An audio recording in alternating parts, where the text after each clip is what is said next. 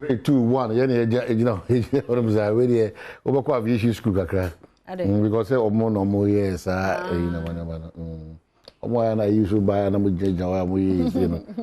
mo dey ba mo ngozo you know yes na ade na ba ambadu ba no yes na mo yes sa ko we say me hwe mo din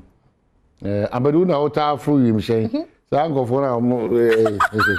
tie oluwo mo Yamawachi. Ya de nyame ase odede so ache. Favor ni de to so edu nyame adom. Ne homobro ene na doye. Nti oti ase sape na is onya the ticket to run for the day. Go ticket na expire. Je de ye bia no hu de ekoso bia. E de nyame ase ye ticket expire still ye ti ase. Ode ekọ ede ye ba moje de efusani. Ya gina Kofi Ampede Welbeck ne taban kese so de okọ akopem se no nkrobebo. Nipeku a ekasa adwumadi a yedi hu ye wona ye from soundmen ye cameramen ye lightmen ye sound set designers ye makeup for so ka ho controls so kwa be hu ye won so boy ra ye Ampedu na chidom omina so ta ho kama Priscilla Vodafone Anaman ana dachi hene na na ya ansa na ye driver for so a won ko fa ye on the buy enti emua edwadie ni emua ana ye nyina yedi ewanim se wo so awagibre bebi ada na wo hwe bebi ada mka se wo de ye dawase a entimi ensanda every say wadom ana wa be kan ho ana wo so hwe bi amayen so yase metime du akire nti we really appreciate you titu mo anka makọ adwuma ba Ghana ha ya kwa furu bi akọ adwuma ba obeda Ghana ha ya biara na shift afi na obeda wo so at time no o de ni ha no ade asa wo ho no ade a chine sa no mokwa de ndete say is fantastic ya damasi wo kwanso ko nti mamenkai ho so this is Badwam on Adom TV multi TV so if you matching ba me gidi se bibia na me ko me ko kakra na dia na ha adwen se bibia da me we sorry ana me pese ka me sorry ya nanka teacher for 7 you tag for 7 no nanka gbrai na ba for ba o sorry bia no ha ba peja phone na message a hodo no awo phone ne school phone no na mo sem de bia da mo ma no mbiri mo se wo de animu a na me ka se asem no se emen wa eyo se ye de twetwa waso ha ebe de wo waso emen wa bia na bakan enye suapon kwan apre no ho apro no ho nyina ho se nko na bete any fee ne me bi twetwa ye na up till now akora no ye nkire wo ma de matriculation kura ye nye ye aso wo masa akofie ohun esa ya na ya na ho se adie bi ese foundation no very important se ekoye dindin na se uti na foundation na emu ye haba nti esa na so omo ba back mpo a okay kan wa disuamu ni ade hu se ya na I slow because the ni ji odi wura mu no a aye bibi bi o nti no sra na ye besre awfo no kwa de omo fear biggest ene se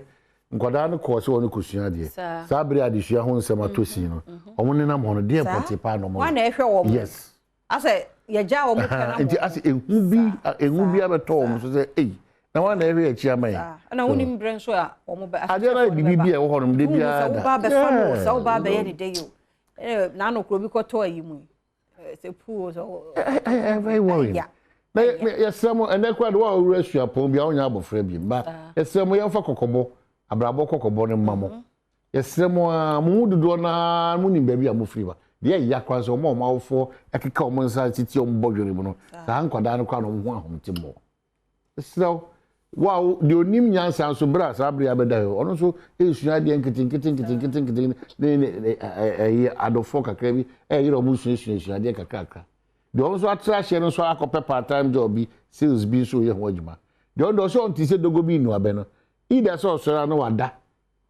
ana so sora no de chi a and window dressing say de wada no kra mo onfa so na me kele ti misramo obi a wono ma enkrada na se wabada ba na oni sa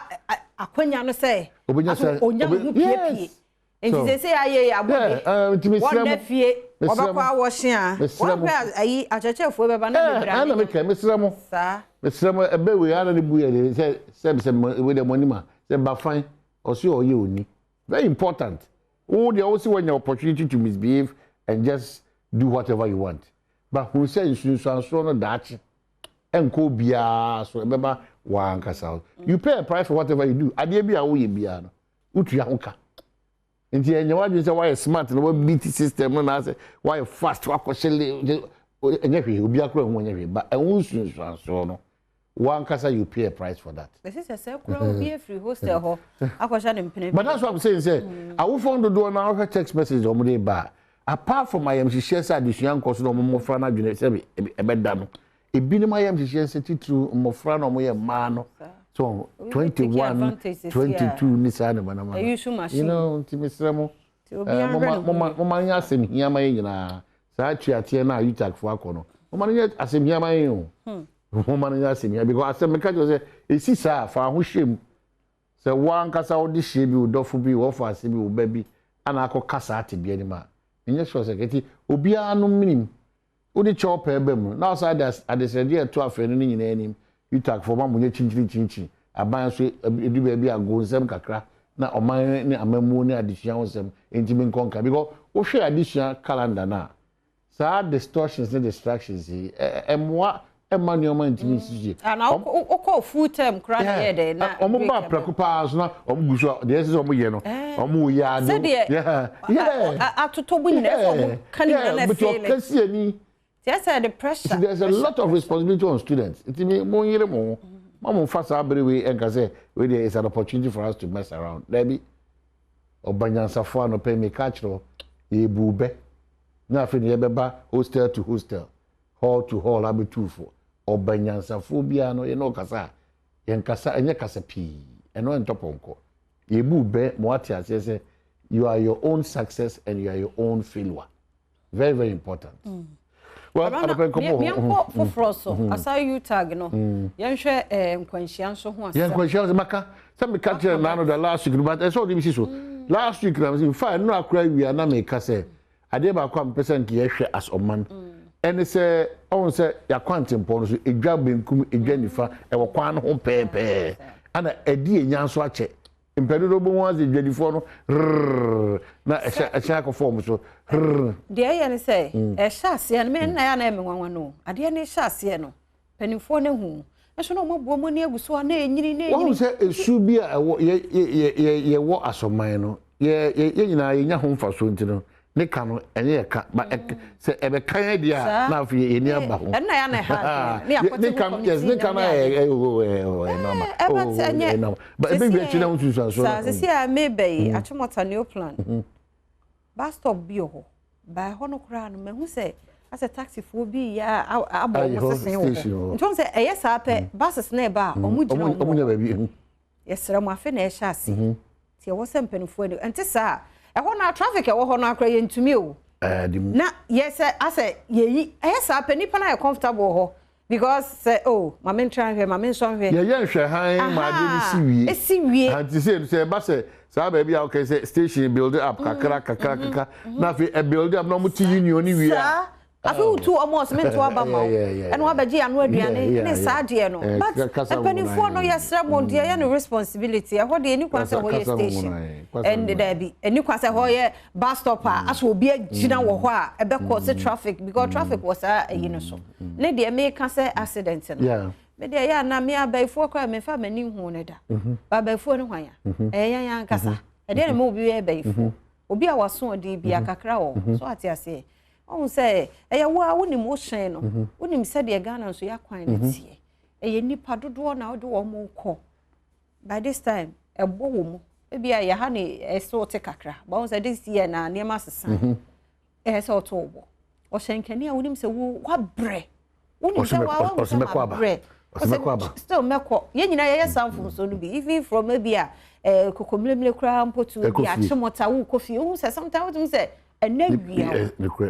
ti imagine wa wo kosa long journey no se pass wo ni kum kakra bi a etimi wia ti ada ne ya yanto yebo ye ma dehye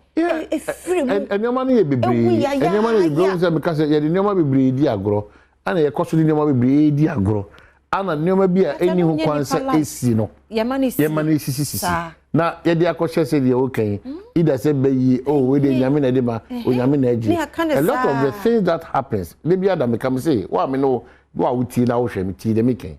say asem no yen kan di wachi a I say contractor yi kwan no na odi akofa PR achi ho no na wan budi dan no fangu no the best contractor Ghana has ever had and it's a contractor sa contractor ko ya du PR ma me ho na PR ma me dan na abakwan mu na oyi achi kaka ho nsem ne bebre abese me dan so ati ase enti misrawo agro yen kan di wachi a ye kan se ni nyina no na ye so problem mu say far away from you e be a problem na si wo ahafo esi ogo so enti wo a wo ti ebia framantem no wo tare se na go so pa ne wo tare de ebe ba ebe papa onim kra just for you to know ebe too much omo ya hweye ebe too much because odehie kra o se okwa aba na adane o ayam hye adenti obe fresh hour just 4 hour journey in Ghana here no obe fresh na what do he because you are not sure say onipa no kwa ba be do ba bia o ka so eti esram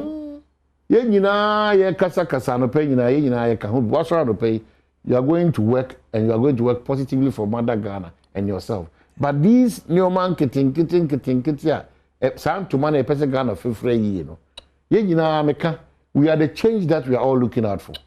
se me centro ni me de no kwedie be madwuma ene pepepe yo udwadini ni nso ode no kwedie be di udwa nye se wo hwe benkum no afinifa emo 350 na de ko 450 osini o mama ye wow tiwa no kreti eni mama ye de na pa na be ye de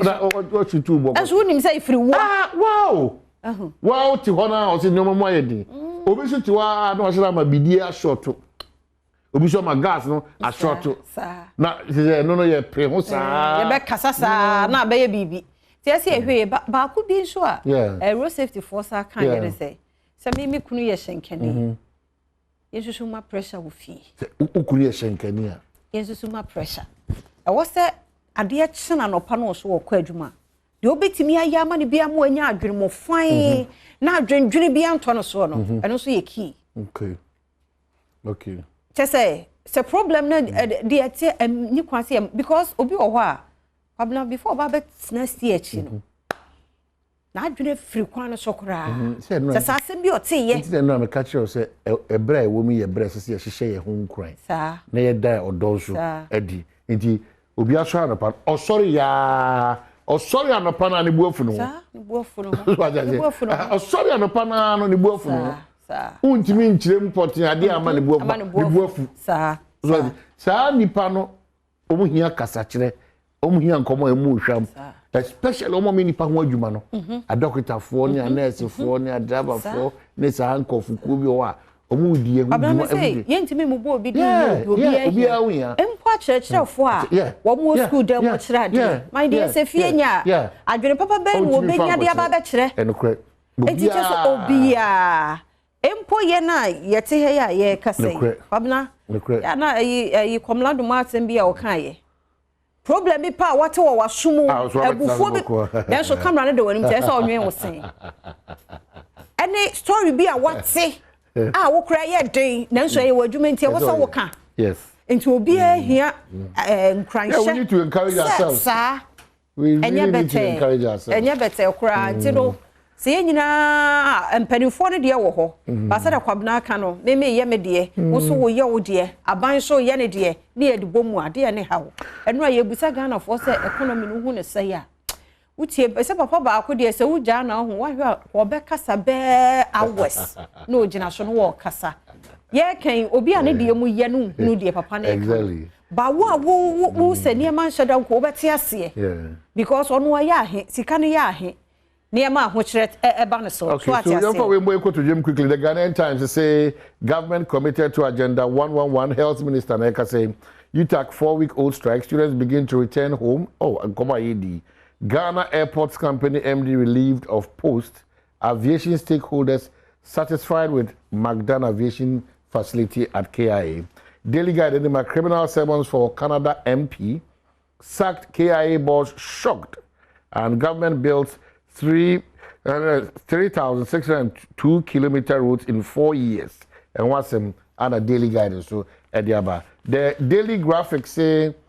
government spends 662.5 million cedis on COVID-19, and Attorney General presents 91 vehicles to agencies. The big one,